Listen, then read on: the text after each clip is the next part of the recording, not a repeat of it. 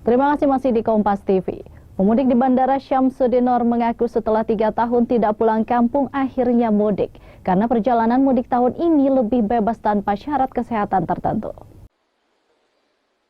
Setelah 3 tahun tidak mudik karena COVID-19, Yuni warga asal Kediri, Jawa Timur yang tinggal di Batu Licin, Kabupaten Tanah Bumbu, Kalimantan Selatan ini gembira dapat kembali melakukan perjalanan ke kampung halamannya.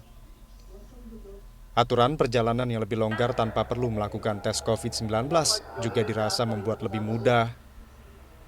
Ia membeli 2 tiket pesawat tujuan Banjarmasin Surabaya dan travel dari Batu Licin ke Banjarbaru dengan total 3 juta rupiah di jasa penyedia travel. Jadi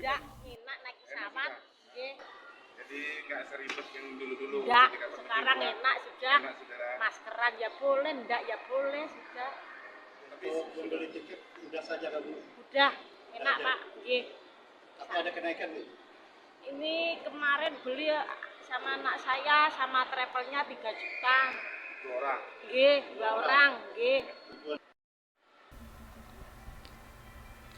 Sementara hingga 6 hari jelang Idul Fitri atau hari Minggu diperkirakan sekitar 10.800 penumpang memadati Bandara Syamsuddin Nur.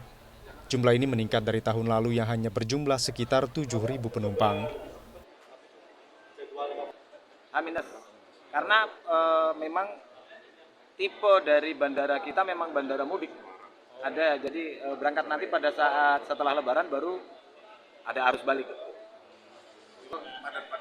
Padat-padatnya kita perkirakan saat mulai cuti bersama ya, tanggal 19.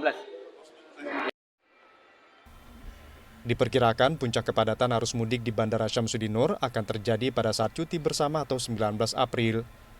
Nabila Seva, Kompas TV, Banjarbaru, Kalimantan Selatan.